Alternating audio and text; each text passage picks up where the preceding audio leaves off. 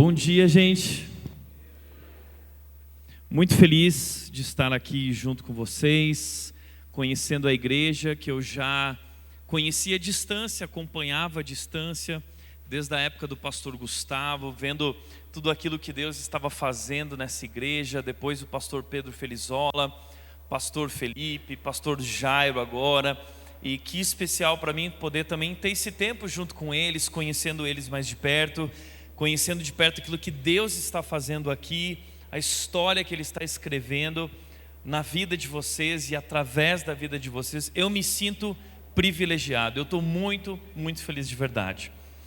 Antes de falar sobre a palavra que eu gostaria de compartilhar nessa manhã, eu quero falar que eu trouxe junto comigo meu novo livro chamado Jesus Não É Quem Você Pensa. Jesus Não É Quem Você Pensa. Esse livro surgiu de um incômodo no meu coração, por perceber que muitas pessoas dizem acreditar em Jesus, mas não conhecem Jesus de fato. Você já percebeu isso? Todo mundo acredita em Jesus, mas não é o verdadeiro Jesus. É um Jesus criado de acordo com a sua imaginação. Eu costumo dizer que é uma caricatura de Jesus, que não corresponde com o verdadeiro Jesus. E é claro que uma fé no Jesus errado, que não é real, te levará a uma frustração com Deus. Então, o desejo de escrever esse livro foi o desejo de mostrar, apresentar o verdadeiro Jesus, como ele é apresentado na palavra de Deus, especialmente no Evangelho de João. João foi um dos discípulos mais próximos de Jesus, e ele vai compartilhar conosco esse Jesus humano. E nesse livro, então, eu procurei compartilhar sobre esse Jesus, né? No início nós apresentamos esse Jesus como o Cordeiro de Deus que tira o pecado do mundo, e o livro, ele é todo visual. Eu convidei um dos maiores artistas do Brasil, que é o Felipe Guga, e o Felipe Guga fez todas as artes, e no final nós temos aqui o leão da tribo de Judá, e o livro ele vai fazer essa transição entre o Jesus, servo, como Cordeiro de Deus que tira o pecado do mundo, até a sua morte e ressurreição, quando então ele assume o trono, e ele se torna o Cordeiro de Deus. O livro vai apresentar esse Jesus, e de maneira muito especial a ideia do livro era criar mais do que uma leitura, uma experiência com Jesus.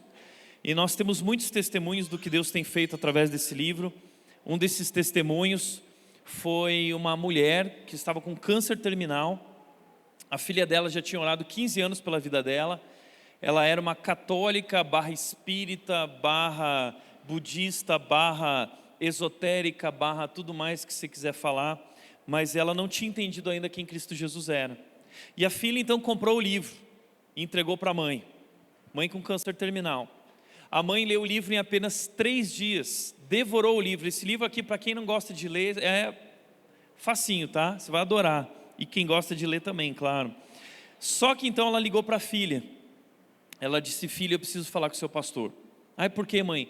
É urgente. A filha me ligou: pastor, você pode receber minha mãe? Claro.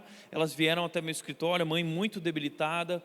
A mãe veio com uma sacola cheia de objetos. Essa mulher entrou no escritório com o livro na mão e ela disse assim: pastor Tiago, eu vim aqui para dizer que eu entendi agora. Eu entendi que Jesus Cristo é o Cordeiro de Deus que tira o pecado do mundo, e eu quero me render e reconhecer Jesus Cristo como meu único e suficiente Salvador. Nesse momento, eu já estava chorando, emocionado. Essa mulher jogou os objetos dela, da sacola, que eram os ídolos que ela carregou e acumulou ao longo de toda a sua vida, e ela disse: pastor, por favor, dê um fim nisso, porque eu não preciso mais disso. Agora eu entendi que Jesus é suficiente. Ela se rendeu a Cristo. Depois de 2 semanas nós batizamos ela, e depois de 1 mês ela faleceu. Ela não foi curada da doença no corpo, mas ela foi curada em seu coração. Ela recebeu a vida eterna, e nós celebramos isso como igreja. E essa não é a única história, são muitas e muitas histórias de como Deus tem usado esse livro como instrumento para que pessoas possam conhecer Jesus. Então você tem a oportunidade lá fora de adquirir o livro, se você quiser depois, estou aqui também se quiser uma dedicatória, alguma coisa, conte comigo, tá bom? Abra sua Bíblia no Salmo 128.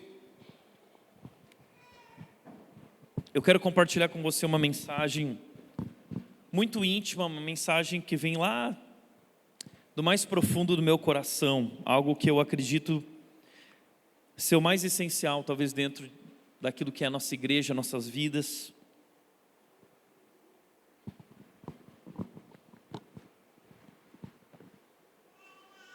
Salmo 128.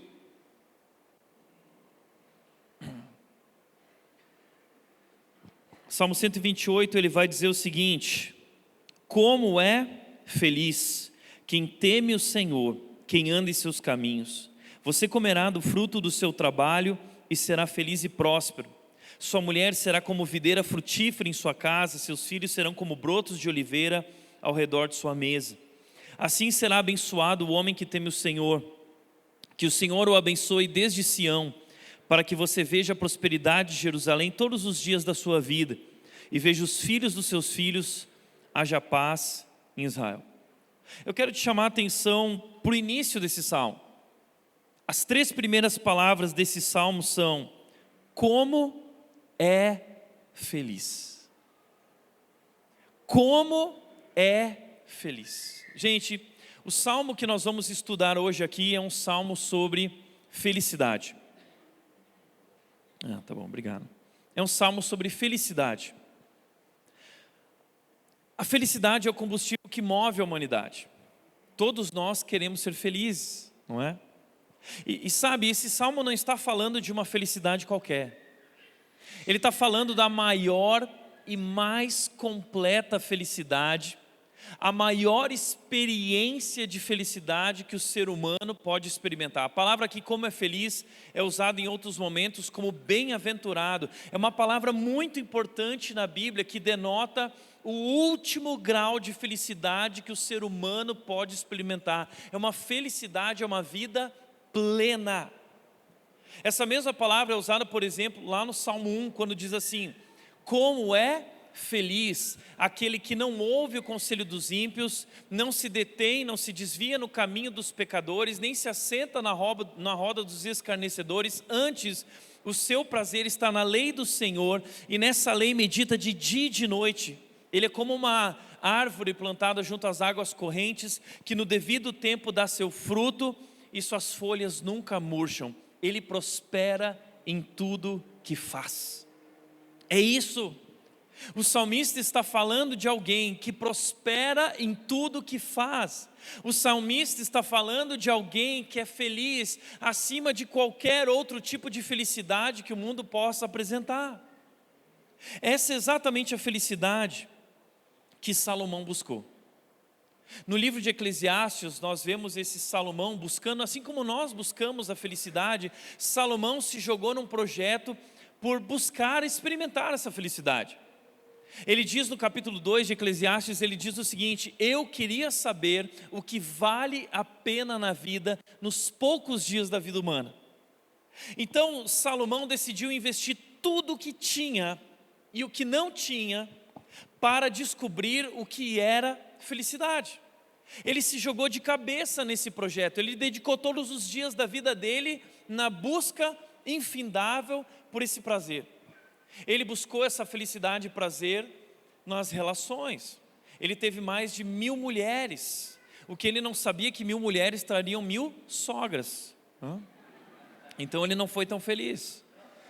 Salomão também buscou construir, ele construiu casas, ele construiu castelos, ele adquiriu cavalos, ele fez acordos comerciais, ele se tornou o homem mais famoso da época dele. Toda semana ele estava na capa da Caras, no Castelo de Caras, na revista Exame, na revista Você S.A. Salomão era o homem mais bem sucedido da terra na sua época, de tal forma que diz que o maior sonho que alguém podia ter na época de Salomão era poder contemplar a beleza, a face, a glória de Salomão. Esse era o sonho das pessoas. Salomão, ele chegou no topo. Salomão, ele chegou naquilo que nós consideramos o último degrau da experiência humana. Tudo aquilo que nós consideramos felicidade, Salomão experimentou, Salomão conquistou. E quando ele chegou no último degrau da experiência humana dessa escada, sabe o que ele descobriu? que ele tinha apoiado a escada na parede errada, que nada daquilo valia a pena. Então ele escreve um pequeno livro, porque Salomão agora, ele está no final da sua vida, já não lhe restam mais dias, ele não tem mais tempo, então Salomão agora está arrependido. Salomão percebe que desperdiçou a sua vida, e ele é como um homem agora na UTI entubado, ele não tem mais tempo, ele não tem mais vida para viver, ele descobre que desperdiçou.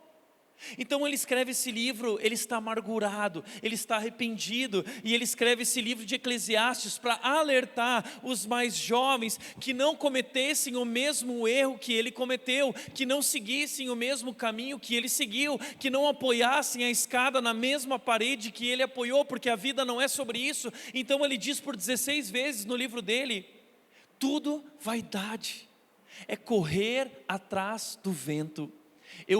Sabe o que Salomão está dizendo para nós através de Eclesiastes? Eu corri atrás de nada. E no final do livro dele, Salomão diz o seguinte, no capítulo 12 ele diz: lembre-se do seu Criador nos dias da sua mocidade, coloque Deus à frente da sua vida. E aí no final do capítulo 12 ele vai dizer: a conclusão é esta. Depois de toda a busca, depois de toda a experiência de Salomão, no final da sua vida, o homem mais sábio que existiu nesse universo disse o seguinte: a conclusão que eu cheguei é esta. Sabe o que vale a pena na vida? Ele diz: tema a Deus e obedeça aos seus mandamentos. Como começa o Salmo 128? Salmo 128 começa dizendo: como é feliz quem teme o Senhor e que anda em seus caminhos. Gente, o Salmo 128 é a resposta à busca de Salomão. E não só a busca de Salomão, mas a nossa busca, nosso projeto de vida humana em busca da felicidade. O Salmo 128 é tudo aquilo que Salomão não viveu. O Salmo 128 é a antítese, é tudo que Salomão gostaria de viver. E sabe qual é a imagem que o Salmo 128 vai trazer do último degrau da experiência humana? Sabe qual é o último degrau da experiência humana? O Salmo 128 vai mostrar uma imagem para nós. A maior felicidade que o ser humano pode experimentar. Sabe qual é? É um homem sentado na mesa no final da sua vida, ao lado da sua esposa, ao lado dos seus filhos, tendo sua família reunida, unida, relacionamentos aquecidos, todos eles seguindo o caminho do Senhor. Isso é felicidade.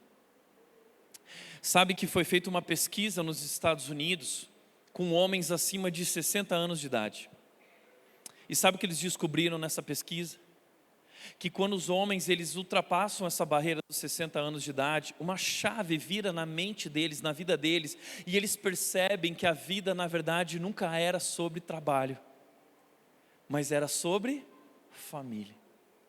E eu vi isso na vida do meu pai, quando ele chegou na fase dos 60 anos, ele não queria saber de mais nada, a única coisa que atraía ele era a família, eram os filhos, eram os netos, ele se tornou asfixiado pela família. É isso que acontece. O problema é que muitos homens, quando chegam nessa fase da vida, percebem que não construíram isso.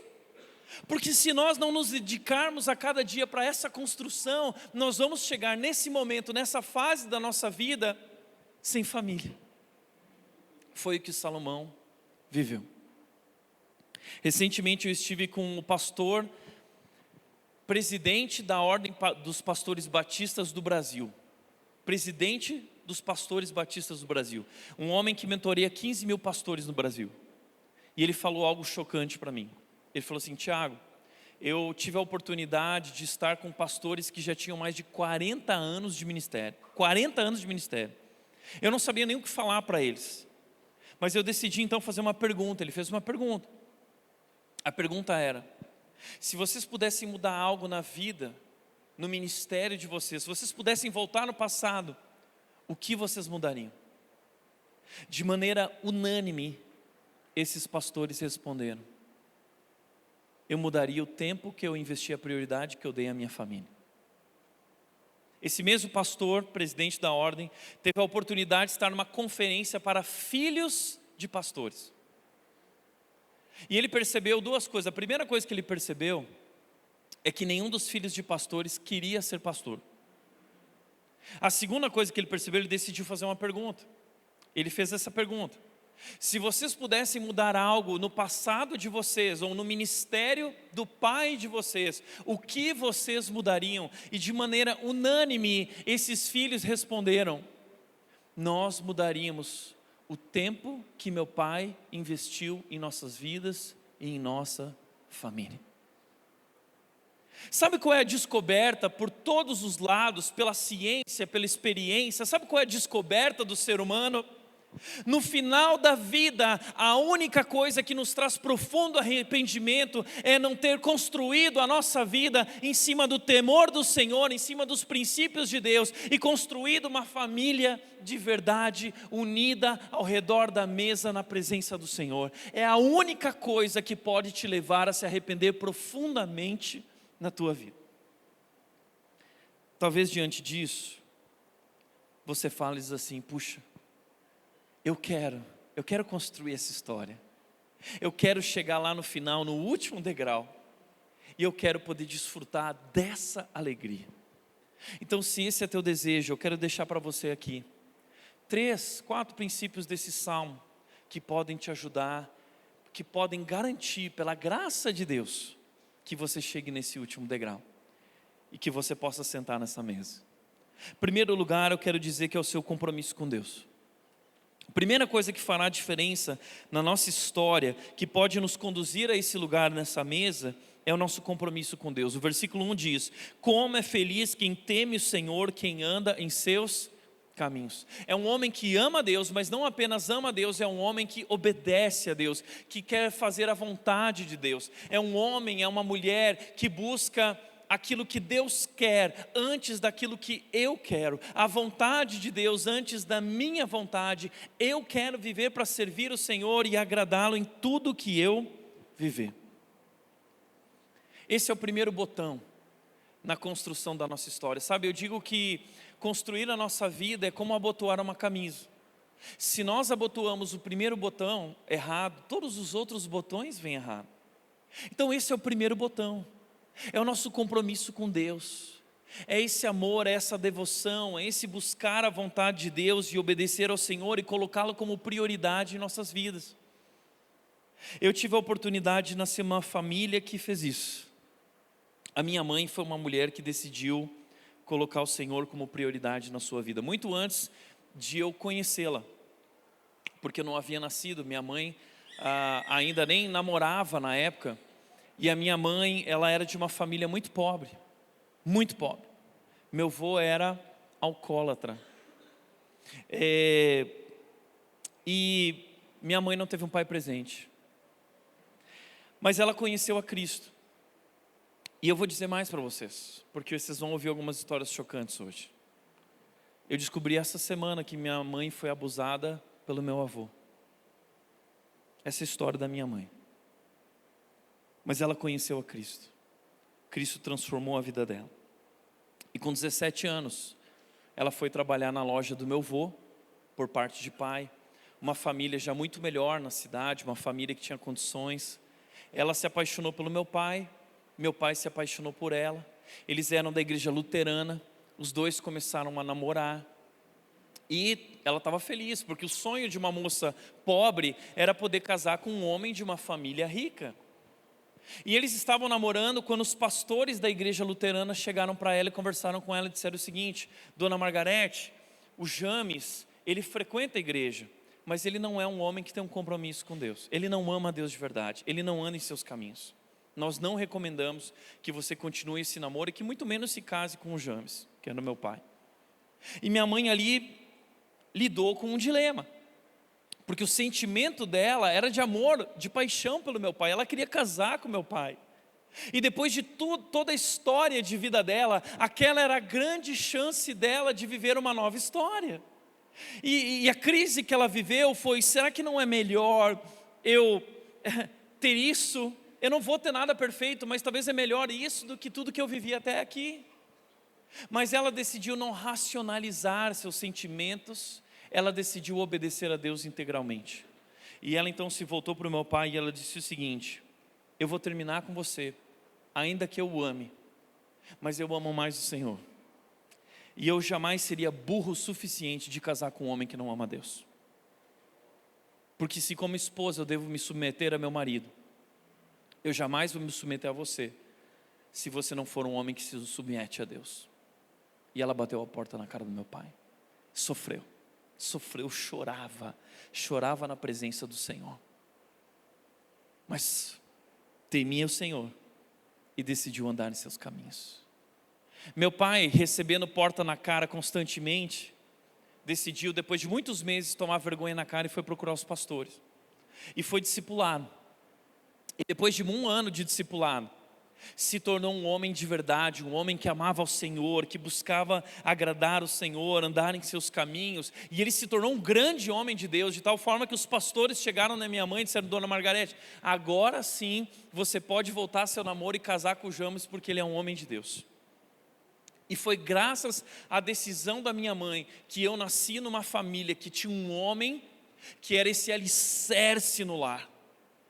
Deixa eu te falar uma coisa: as decisões que você toma com relação a namoro e casamento não vão afetar somente a tua vida e o teu futuro, mas vão afetar a vida e o futuro dos teus filhos e dos filhos dos teus filhos. Eu só estou aqui hoje pregando para vocês, porque um dia uma jovem que passou por abuso na sua infância, decidiu obedecer a Cristo integralmente na sua vida. Isso impactou minha vida, isso impacta a vida dos netos, porque essa mulher decidiu colocar Deus em primeiro lugar na sua vida. Eu nasci nesse lar de um homem que amava profundamente a Deus. E eu lembro que quando eu tinha mais ou menos 7 anos, eu era uma criança boba. Quando eu ia para a escola municipal, eu participava de uma escola municipal. Nossa família, meu avô tinha dinheiro, mas a minha família era muito simples. E meu pai não tinha dinheiro, meu pai tinha um carro velho. E a minha vergonha quando eu saía da escola é que os pais iam buscar os filhos com carros maravilhosos. Lembra do Ômega Suprema? O Monza, o Cadete, todos os meus colegas, os pais tinham carrões. E meu pai chegava com um Corcel 2 velho e me pegava e eu entrava no carro e eu falava: pai, vai logo, né? Só que um dia meu pai recebeu uma boa quantia de dinheiro. E a gente ficou muito ansioso, curioso, para saber o que meu pai faria com aquele dinheiro. E a decisão que ele tomou em relação ao dinheiro, porque a gente ficou pensando: será que ele vai comprar uma TV nova, maior? Será que ele vai investir num carro novo, um carrão? Será que ele vai reformar a casa? O que ele vai fazer? E a decisão que ele tomou do que fazer com aquele dinheiro impactou profundamente a nossa vida. Meu pai decidiu pegar todo aquele dinheiro e ele investiu num curso de seminário em São Paulo. E durante 4 anos da vida dele, um fim de semana sim, um fim de semana não, meu pai pegava um ônibus do Rio Grande do Sul até São Paulo, 24 horas até Atibaia, viajava durante a madrugada, estudava durante o dia teologia e voltava mais 24 horas para casa. E sabe por que ele decidiu dedicar 4 anos da vida dele, todos os recursos que ele tinha no seminário? Porque ele amava o Senhor.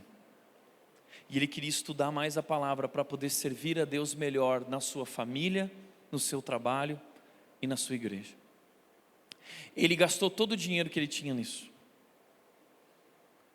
E ele deu, na formatura dele, fizeram um cálculo, ele deu 3 voltas ao mundo na quilometragem de ônibus para ir para o seminário e voltar.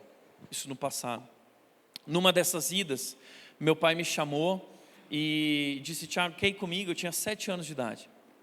Eu lembro que naquela viagem, enquanto nós estávamos na madrugada naquele ônibus, estava todo mundo dormindo com a luz apagada. De repente meu pai acendeu uma lâmpada, aquela lâmpada que fica em cima da poltrona, ele acendeu e um feixe de luz recaiu sobre a palavra de Deus aberta no colo dele. E ele passou algumas horas estudando e lendo a palavra. Eu lembro até hoje dessa imagem. Eu lembro de olhar para o meu pai naquele momento, abrindo o olho e falando assim: meu pai ama a palavra de Deus. Isso me fez amar a palavra de Deus, porque os teus filhos te seguem. Se você amar a palavra de Deus, os teus filhos vão amar a palavra de Deus. Eu nasci numa família, eu costumo dizer que na minha casa nós não tínhamos decoração. Na minha casa nós tínhamos a Bíblia decorando a casa. Eu acordava de manhã, tinha versículo bíblico no teto do meu beliche. Eu ia para o armário pegar minha roupa, tinha versículo bíblico no armário. Eu passava pelo corredor, tinha versículo bíblico, quadro no corredor. Eu chegava no banheiro, tinha um versículo bíblico no espelho do banheiro. Enquanto eu escovava os dentes, todos os dias eu lia aquele versículo. Aí eu ia para a cozinha, quando eu passava pela sala, tinha um versículo gigante do casamento dos meus pais num quadro. Eu sentava na cozinha, na mesa do café da manhã, todas as manhãs eu lia um versículo gigante que meus pais colocaram na parede em frente à mesa, em letras garrafais. Ide por todo mundo e pregai o evangelho a toda criatura. Eu costumo dizer que eu vivi na pele aquilo que Hebreus 4:12 diz: a palavra de Deus é viva e poderosa. Aquelas palavras saltaram da parede e vieram parar no meu coração, e quando eu tinha 14 anos, eu recebi o meu chamado. E se eu estou aqui hoje cumprindo o ID diante de vocês, é porque um dia meus pais investiram tudo o que podiam, todo o tempo que tinham, para nos ensinar a amar a Deus e amar a palavra de Deus. E no dia que eu recebi meu chamado, adivinha onde eu decidi estudar? No mesmo lugar que meu pai tinha estudado. Porque os teus filhos te seguem. Você é o pastor, você é o exemplo deles. E eu segui o caminho do meu pai. O primeiro compromisso que vai fazer diferença na nossa história, nos permitir nos sentar nessa mesa no final da nossa vida, é o nosso compromisso com Deus. O segundo compromisso é um compromisso com o trabalho. O texto diz do versículo 2: você comerá do fruto do seu trabalho e será feliz e próspero. É um compromisso com o trabalho, mas um compromisso de colocar o trabalho no lugar correto. Compromisso de não inverter a prioridade, o valor do trabalho. Compreender que a parte mais importante da construção da nossa vida não está no trabalho, mas está em caminhar nos caminhos do Senhor. E que todo trabalho, na verdade, é apenas um meio de servir a Deus e de sustentar a nossa família, de cuidar daqueles que Deus nos deu. E sabe, isso foi lindo na vida do meu pai, porque hoje eu vejo uma crise com relação ao trabalho nessa nova geração. Uma geração que busca um trabalho que lhes faça felizes. Uma geração que vê o trabalho como um fim em si mesmo. Mas o trabalho não é um fim em si mesmo, o trabalho não é fonte de felicidade, o trabalho é apenas um meio para um fim, o trabalho é um meio para servir a Deus, o trabalho é um meio para sustentar nossas famílias. Nós tornamos o trabalho um fim em si mesmo, a carreira um fim em si mesmo, a carreira se torna o último degrau, a nossa busca, e é ali que nós erramos. Meu pai tinha um trabalho simples, trabalhou no comércio durante 40 anos, não gostava tanto do que fazia. Mas para ele não era sobre isso. Não era sobre fazer o que se ama, mas amar o que se faz. E ali ele não parava para pensar: eu quero um trabalho que me realize pessoalmente. Não, era o Senhor que ele realizava pessoalmente. O trabalho era no meio de servir ao Senhor e levar sustento para casa. Mas meu pai teve um pai muito rico, meu avô foi um homem muito rico. Só que meu avô não tinha tempo para os filhos. Ele dedicou tudo que tinha para o trabalho. Meu pai não teve um pai presente. Meu pai teve um pai que dava presentes, mas que não era presente. Isso marcou a vida do meu pai. Então meu pai tomou a seguinte decisão: eu não quero ter essa relação com os meus filhos. Eu vou colocar o trabalho no devido lugar e eu vou me dedicar mais à minha família. Sabe, meu pai não se tornou um homem rico aos olhos do mundo, mas ele se tornou um homem rico aos olhos de Deus, rico na fé, com uma família sentada ao redor da mesa. Essa é a maior riqueza. As melhores coisas da vida não são coisas. Eu nunca esqueço quando os ladrões entraram na nossa casa. Na verdade eu não estava lá, eu já tinha saído de casa, meu irmão também, minha irmã também. Os ladrões, os assaltantes entraram em casa e renderam meu pai e minha mãe na sala de casa. E foram os dois ladrões mais frustrados da história. Que quando eles entraram na nossa casa, eles deram a volta pela casa, meus pais rendidos na sala, eles foram procurar objetos para roubar, eles chegaram na sala e um virou para o outro e disse o seguinte: vamos embora dessa casa porque esses dois são mais pobres que a gente. E meu pai sempre foi muito sarrista, ele virou para os ladrões e ele disse o seguinte: olha, se vocês puderem fazer o favor, eu não consigo carregar sozinho. Meu pai tinha uma TV, até pouco tempo atrás meu pai tinha uma TV de tubo na sala. Ele falou: vocês podem levar essa televisão embora porque eu não consigo carregar sozinho. Os ladrões ficaram indignados. Meu pai era rico de outras coisas. E sabe, com meu pai eu descobri que o mais importante para os filhos não é o que você deixa para eles, mas é o que você deixa neles. Meu pai deixou um grande legado para nós. Terceiro lugar, compromisso com Deus, compromisso com o trabalho, mas em terceiro lugar, e tão importante quanto, compromisso com a família. O texto diz: sua mulher será como videira frutífera em sua casa, seus filhos serão como brotos de oliveira ao redor de sua mesa. É um compromisso com a família. Ele compara aqui a esposa com uma videira frutífera e os filhos com brotos de oliveira. Deixa eu explicar isso para vocês. Na nossa cultura é difícil de entender isso, como a sua esposa será como uma videira frutífera. Por quê? Naquela cultura não havia nada mais especial para um homem do que ter uma videira frutífera no seu quintal. Para nós o importante é ter um carro bacana no quintal, né, na garagem. Para nós o importante é ter talvez alguma outra coisa, mas naquela cultura o maior orgulho de um homem era uma videira frutífera no seu quintal. De tal forma que há uma história na Bíblia de Acabe, não sei quem lembra disso, mas Acabe, ele olhou pela janela e ele viu que o vizinho dele tinha uma videira frutífera no quintal, e ele teve inveja dessa videira frutífera e mandou matar o vizinho para pegar a videira para ele. Então, é sobre isso que ele está falando, sobre uma mulher que se torna esse objeto de orgulho na vida de um homem. Uma videira frutífera. Mas, gente, para que nossas mulheres sejam uma videira frutífera, a videira, ela requer cuidados especiais. Eu vou confessar para vocês uma coisa, tá? Eu tenho muita dificuldade em cultivar plantas. Eu sempre tive o sonho de cultivar bonsai, aquela árvore japonesa. E eu comprei o bonsai, comecei a fazer o curso, só que eu matei o bonsai. Eu fiquei muito triste. Então eu comprei outro bonsai, e eu matei de novo o bonsai. Então eu mudei de planta, eu fui mudando de espécies de plantas para ver se eu conseguia cultivar alguma planta. Eu matei todas as plantas que eu adquiri, até que eu decidi entrar no mundo dos cactos. E eu falei assim: o cacto não tem como eu matar. E eu matei todos os cactos que eu tive. E eu descobri que eu tenho essa incrível habilidade de não saber lidar com plantas. Lá em casa agora é só planta artificial. Mas sabe, eu creio que nós homens somos exatamente assim.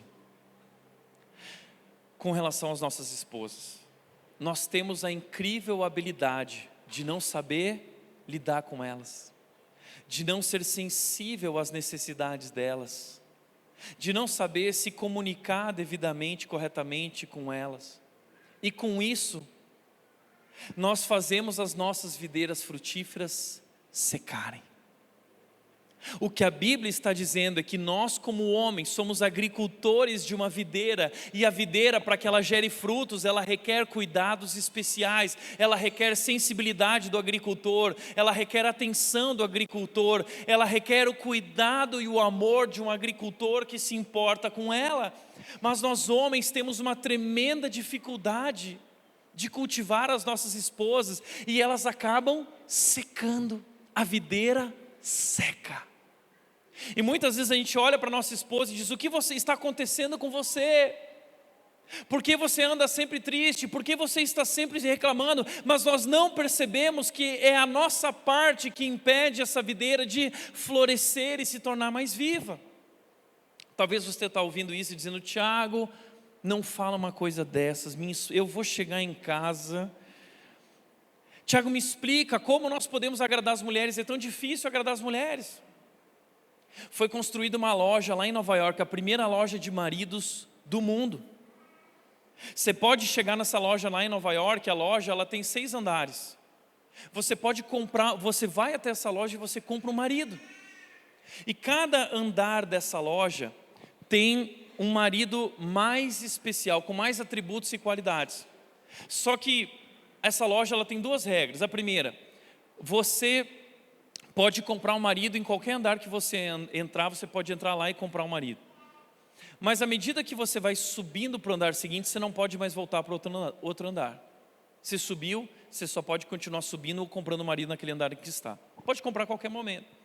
E uma mulher decidiu ir lá, ela foi até essa loja, ela entrou no primeiro andar, estava assim: seja bem-vinda à loja, nesse primeiro andar nós temos maridos que, nesse primeiro andar aqui, nós temos maridos que têm um emprego.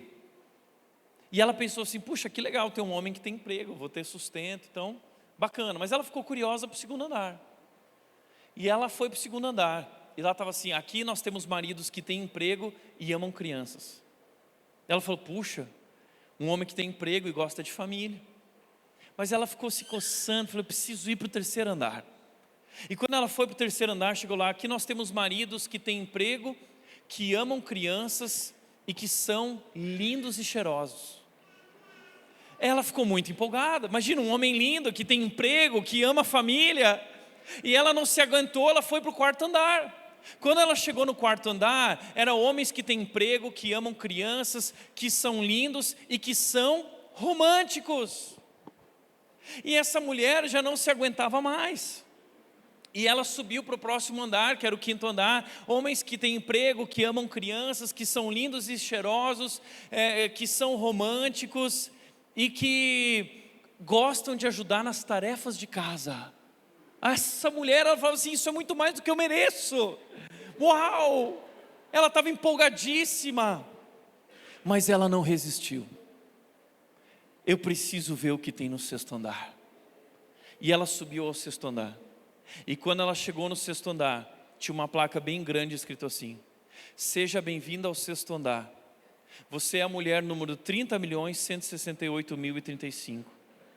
Nesse andar, nós não temos maridos para vender. Esse andar só existe para provar que é impossível agradar as mulheres. Esse é o sentimento às vezes, não é? Mas sabe, eu estou completando semana que vem 10 anos de casamento com a Nath, a minha esposa.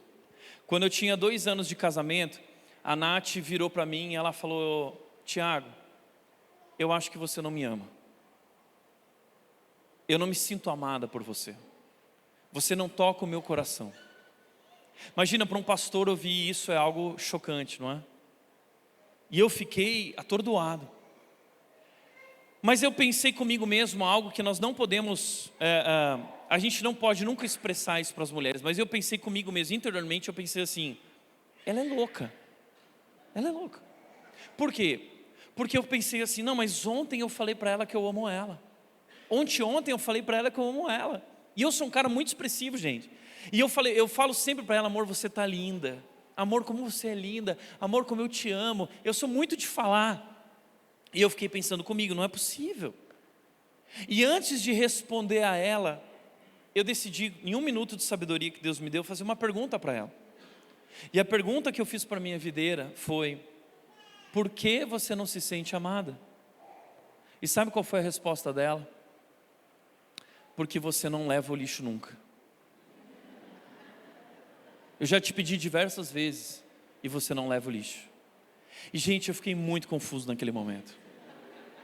E aí foi que eu descobri um livrinho pequeno chamado 5 Linguagens do Amor.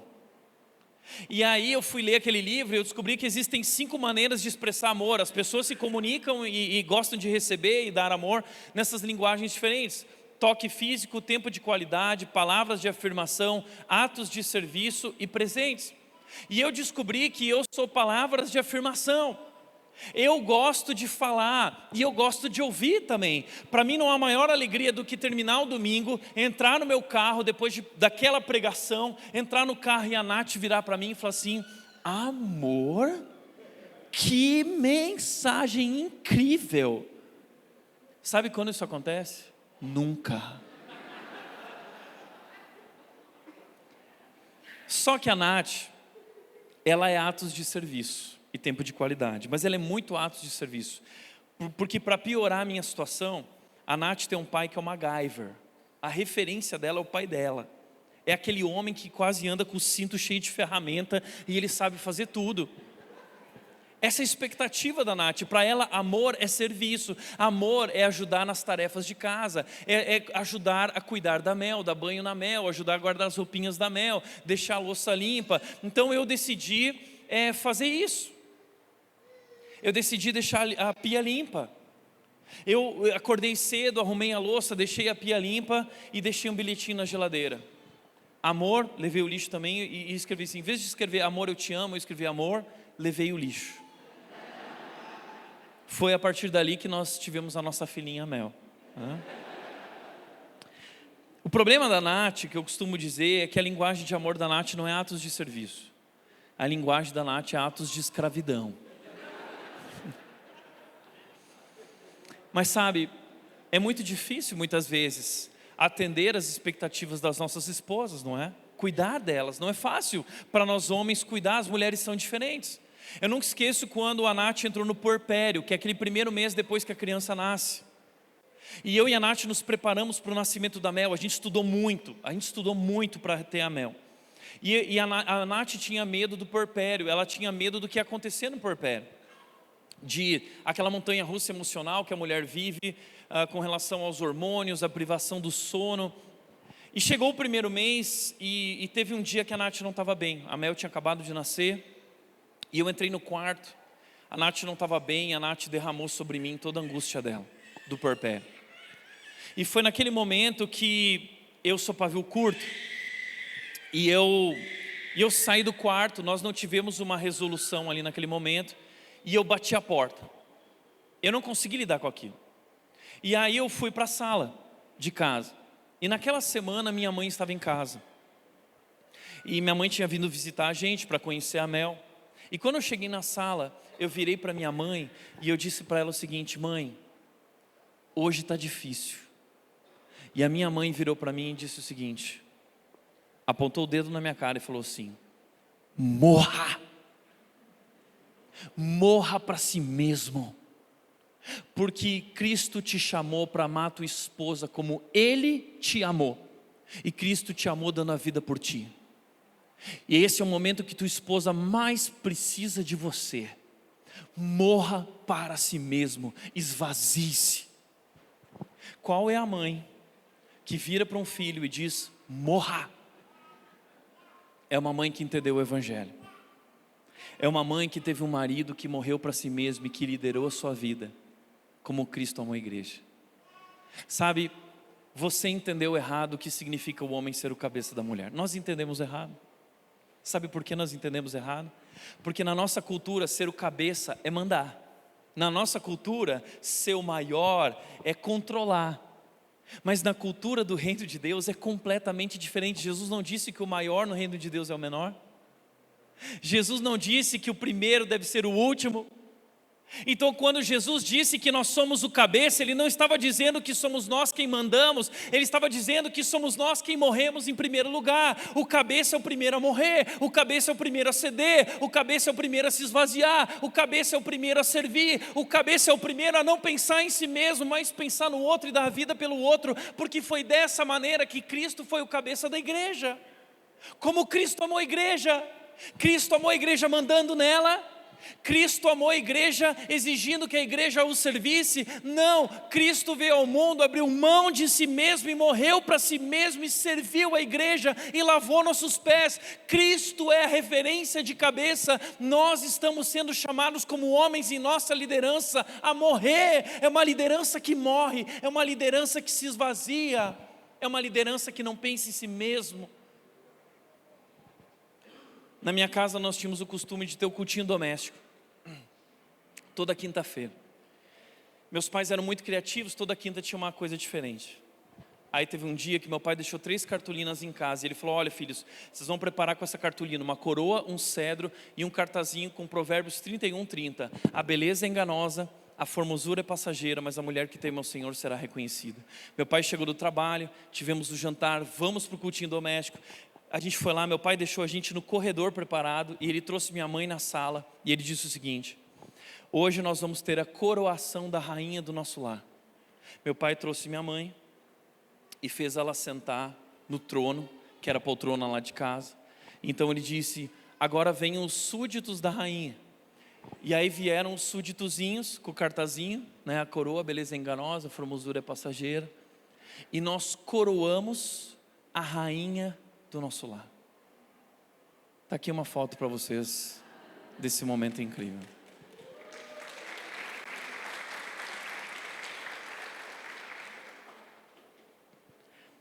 Eu não lembro o que meu pai disse nesse dia, mas eu não preciso lembrar. A imagem que eu tenho do meu pai foi de um homem que amou a sua esposa como Cristo amou a igreja. Por último, o texto diz, Salmo 128, ele continua dizendo: seus filhos serão como brotos de oliveira ao redor de sua mesa. Sabe por que como brotos de oliveira? Porque a oliveira é uma árvore milenar. A oliveira é uma árvore que ela vai crescendo e se tornando cada vez mais forte, mais imponente, porque os brotos de oliveira, eles vão crescendo ao redor dessa árvore. E eles vão seguindo o mesmo caminho do tronco dessa árvore, eles vão acompanhando, seguindo na mesma direção. E o caule, o tronco dessa árvore vai se tornando cada vez maior e mais grosso e mais imponente, mais forte, porque os filhos seguem a mesma direção, os brotos de oliveira. Essa comparação é fantástica. Sabe por quê? Porque os teus filhos te seguem. Você é o exemplo deles. Você é o pastor da tua casa. Deixa eu te falar uma coisa. O pastor Felipe, o pastor Jairo são pastor dessa comunidade. Mas você é o pastor da tua casa. E a palavra de Deus não pode estar aberta só nessa casa, precisa estar aberta na tua casa também. A oração não é algo que acontece só nessa casa, precisa acontecer na tua casa também. Louvar a Deus e adorar a Deus não é algo que acontece somente nessa casa, precisa acontecer na tua casa também, porque os teus filhos te seguem, você é o exemplo deles. E se você estudar a palavra, os teus filhos vão querer estudar a palavra. Se você orar e amar a Deus, os teus filhos vão amar a Deus e vão se tornar homens de oração. Se você buscar andar nos caminhos do Senhor, os teus filhos vão buscar viver na direção em que você está vivendo também. Ensina a criança no caminho que deve andar, e ainda quando forem velhos, não se desviarão dele. É a palavra de Deus nos mostrando que nós somos o exemplo dos nossos filhos. Eles são brotos de oliveira, eles estão seguindo o teu exemplo, não o que você diz, mas o que você faz, a maneira como você gasta o teu dinheiro, a maneira como você trata a mãe deles, a tua esposa. Eles estão observando tudo a respeito de você. Filhos precisam ser instruídos, precisam ser corrigidos, precisam ser orientados. E se nós assumirmos esse compromisso com Deus, se nós assumirmos esse compromisso com nossa família, com o trabalho, o versículo 4 diz: assim será abençoado o homem que teme o Senhor. Assim será abençoado. Por quê? É uma mesa, é um homem no final da sua vida, sentado nessa mesa, ao lado da sua esposa, com admiração, ao lado dos seus filhos que lhe admiram. Assim será abençoado. Essa é a bênção de Deus. Essa é a bênção de Deus. A bênção de Deus não é material. A bênção de Deus é essa. Como diz o Chesterton, não existe nada mais extraordinário do que um homem comum, sua esposa comum e seus filhos comuns. É o que o salmista está dizendo para nós. Assim será abençoado. Nada mais extraordinário do que isso. E para encerrar, o quarto compromisso é um compromisso com a nossa sociedade, com a nossa comunidade. Porque o texto vai mostrar o seguinte, que esse homem que impactou sua família, essa família vai impactar a sociedade. O texto diz que o Senhor o abençoe desde Sião, para que você veja a prosperidade de Jerusalém todos os dias da sua vida e veja os filhos dos seus filhos, haja paz em Israel. Sabe por que há prosperidade e paz em Israel? Porque a prosperidade e a paz nessa casa impactaram, influenciaram esse país, essa nação, essa sociedade. Haja paz em Israel. Sabe como era na minha casa quando nós acordávamos pela manhã? Meu pai acordava às 5:30 da manhã para orar. Minha mãe, enquanto isso, no domingo, ia preparar os pães do café da manhã. Pães 12 grãos, 24 grãos, 36 grãos, pão sem glúten, pão pão recheado, várias geleias, sucos naturais preparados direto da fruta. Aí acordava no domingo de manhã, meu pai, depois às 7 horas da manhã, nós íamos para o culto, né? De manhã meu pai ia para o nosso quarto, abria a janela e falava assim: filhos, vejam, as misericórdias do Senhor se renovaram nesta manhã, vamos à igreja. E nós levantamos: papai, como nós amamos quando o Senhor nos acorda pela manhã cedo, vamos à igreja. Nós chegávamos do banheiro, tinha um banheiro para os 3 filhos, a minha irmã mais nova passava muito tempo dentro do banheiro, a gente não conseguia se arrumar. Enquanto isso, eu e meu irmão levantávamos nossas mãos e orávamos e abençoávamos a nossa querida irmã. Você acha que essa é a história da minha família mesmo? A gente acordava domingo de manhã e acordava atrasado. Então meu pai já ia lá no nosso quarto, abria a janela, a gente falava: não pai, a gente não quer ir para a igreja. Ele abria a janela e falava: eu não quero saber. Ele puxava a gente pela perna: vocês vão para a igreja. E aí chegava no banheiro, minha irmã estava lá, começava aquela briga. Gente, 3ª Guerra Mundial para se arrumar para ir para a igreja. Meu pai ia para o carro, minha mãe recolhendo as coisas e as crias, né? O filho ranhento lá na mão dela, aqui assim. E meu pai estava lá no carro buzinando: vamos, vamos. E minha mãe entrava no carro dizendo assim: puxa, mas você podia ter me ajudado. E eu e meu irmão brigando atrás. E assim nós íamos para a igreja, 3ª Guerra Mundial. Até que quando chegava na rua da igreja, meu pai virava para nós e falava assim: agora chega! Aí meu pai saía do carro, ia até a porta da minha mãe, abria a porta e falava assim: venha, joia rara. Chegava lá na nossa porta: venham filhos queridos, herança do Senhor, me aljava, abria a porta, né? E a família Colgate entrava na igreja com a Bíblia debaixo do braço e virava para o irmão da porta e falava assim: a paz do Senhor. Veio em guerra até ali, mas na porta da igreja é a paz do Senhor. Gente, quando ele diz haja paz em Israel, é porque a paz de Israel é a paz dessa família. Essa paz começa na nossa casa. Eu sempre digo que nosso sucesso como sociedade não depende do que acontece aqui em Brasília, no governo. O nosso sucesso como sociedade depende dentro do que acontece em nossos lares. O poder para transformar a nossa cidade, a nossa sociedade, a nossa nação não está nas estruturas do governo, está na estrutura dos nossos lares. É a partir dali que nós podemos promover impacto no mundo. Como disse Rui Barbosa, a família é a célula máter da sociedade. Ou seja, a família é a célula principal da sociedade. Se nós queremos destruir a sociedade, o que nós precisamos fazer? Destruir a família. E o que nós temos visto acontecendo no nosso mundo hoje? Ataques do maligno por meio de todos os canais e meios possíveis à família. A abertura das Olimpíadas, destruindo o conceito de família. É um mundo que está comprometido em destruir a família. O diabo sabe que é ali que ele pode destruir a nossa sociedade. Portanto, se nós queremos um novo país, se nós queremos um novo Brasil, nós não vamos mudar a nossa nação apenas com o nosso voto.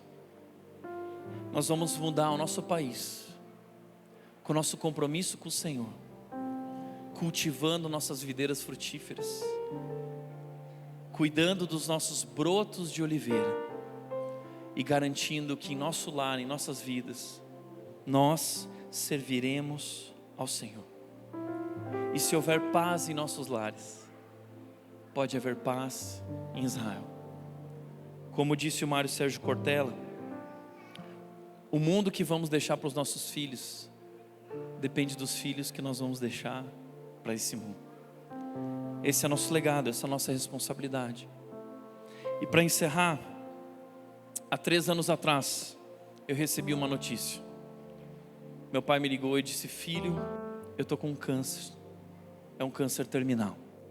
Foram 2 meses, meu pai morreu. Mas antes da morte dele, na cirurgia da qual ele não voltaria, eu tive a chance de pegar um avião e ir para o Rio Grande do Sul e passar a noite com ele. E naquela noite eu virei para o meu pai e eu falei assim: pai, como você se sente? É uma cirurgia de risco. E ele abriu um sorriso para mim na mais perfeita paz e ele disse: filho, eu tenho paz e eu estou pronto, porque eu depositei a minha vida nas mãos do nosso Senhor e Salvador Jesus. Cuida da mãe se algo acontecer comigo. E quando meu pai voltou da cirurgia, ele não estava bem. Em um determinado momento ele disse para mim: Tiago, você pode me dar a mão? E eu dei a mão para o meu pai. Aquela mão que até aquele momento sempre tinha me protegido, que era símbolo de segurança. Meu pai tinha 1,92 m, eu não sei o que aconteceu comigo. Mas no momento em que eu dei a mão para o meu pai, Deus falou comigo dizendo o seguinte: Tiago, chegou a hora. Eu vou levar teu pai. E você teve o privilégio de viver ao lado desse homem. Que graça, que privilégio, que dádiva. Mas tudo que esse homem foi na sua vida, agora você precisa ser, porque você vai se tornar pai. E foi ali, 2 meses depois, que eu descobri que a Nath estava grávida da Mel. E naquele momento que eu dei a mão para o meu pai, eu descobri, Deus falou comigo dizendo: essa é uma transferência de legado.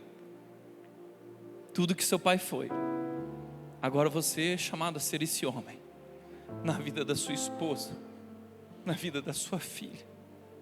E quando a Mel nasceu, eu disse no ouvido dela: filha, eu farei tudo o que for possível para mim, para que você aprenda a amar o Senhor e andar em seus caminhos.